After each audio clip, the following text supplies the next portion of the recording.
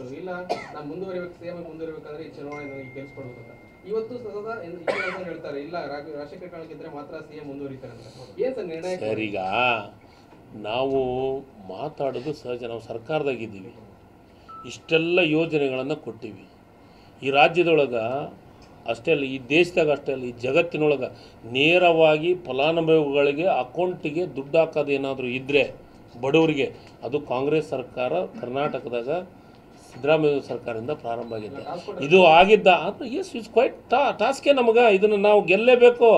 ಅಧಿಕಾರದ ಬಗ್ಗೆ ನೋಡಿ, ಕಾಂಗ್ರೆಸ್ ಪಕ್ಷ ಯಾರನ್ನೋ ಮುಖ್ಯಮಂತ್ರಿ, ಯಾರನ್ನೋ ಪ್ರಧಾನಮಂತ್ರಿ, ಯಾರನ್ನೋ DCM, ಯಾರನ್ನೋ ಮಂತ್ರಿ ಅಂತಲ್ಲ. ಈ ದೇಶಕ್ಕೆ ಸ್ವತಂತ್ರಕ್ಕಾಗಿ ಹುಟ್ಟಿದಂಥ ಪಾರ್ಟಿ ಇದು.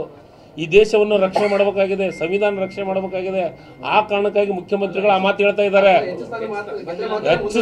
ನೋಡ್ರಿ, ಹೆಚ್ಚು ಸ್ಥಾನ ಬಂದೇ ಬರ್ತೈತೆ, ಆ ವಿಶ್ವಾಸ ನಮಗೈತೆ. ಏನು CM ಬಂದಿಲ್ಲ ಅಂತನಲ್ಲ, ಬಂದೇ ಬರ್ತೈತೆ. CM ಸ್ಥಾನ, ಮತ್ತೊಂದು ಸ್ಥಾನ ನಮ್ಮ ಸರ್ಕಾರ ಇದ್ದೇ ಇರ್ತೈತೆ. BJP ವಿಚಾರ ಏನು ನವಂಬರ್ದಾಗ ಡಿಸೆಂಬರ್ದಾಗ ಬಿದ್ದೋಗುತ್ತಾ ಎದ್ದೋಗುತ್ತಾ, ಅದೆಲ್ಲ ಸಾಧ್ಯತೆ ಏನ್ರಿ? 100ಕ್ಕೆ 100ರಷ್ಟು ಸಿದ್ದರಾಮಯ್ಯನವ್ರು ಮುಖ್ಯಮಂತ್ರಿಗಳಿರ್ತಾರೆ. ಅದ್ರ ನಿರ್ಧಾರ ರಾಜ್ಯ ಕೇಂದ್ರದಾಗ ನಿರ್ಧಾರ ಮಾಡೋಂಥದ್ದು ಸರ್. ಈ ಸದ್ಯ ಅಂತೂ ಮುಖ್ಯಮಂತ್ರಿಗಳು ಅದಾರ ಸಿದ್ದರಾಮಯ್ಯನವರು. ಯಾರು ಸೀಟ್ ಖಾಲಿ ಐತೆ? ಖಾಲಿ ಇಲ್ಲ. ಮುಖ್ಯಮಂತ್ರಿ ಸಿದ್ದರಾಮಯ್ಯನವರು ಅದಾರೆ. ಅದಕ್ಕೆ ಅದ್ರ ಬಗ್ಗೆ ಕೇಳೋದು ಯಾಕಂದರೆ ನಾವು ಯೋಜನೆ ಕೊಟ್ಟಿದ್ದೀವಿ, ನಮಗೆ ಕೊಡಿ, ನಮಗೆ ಜನಾದೇಶ ಕೊಡಿ ಅಂತ ಕೇಳೋದು ತಪ್ಪೇನಿದೆ ಸಿದ್ದರಾಮಯ್ಯ ಸಾಹೇಬರು. ನಾವು ಕೇಳಕತ್ತೀವಿ.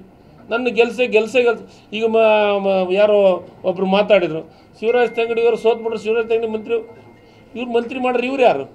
ನಮ್ಮ ಪಕ್ಷದಾಗ ಮಂತ್ರಿ ಮಾಡ್ರನ್ನು ಅವರು? ಮಂತ್ರಿ ಮಾಡೋರಲ್ಲ, ಮಂತ್ರಿ ಕಸ್ಕೊಳೋರು ಅಲ್ಲ ಅವರು.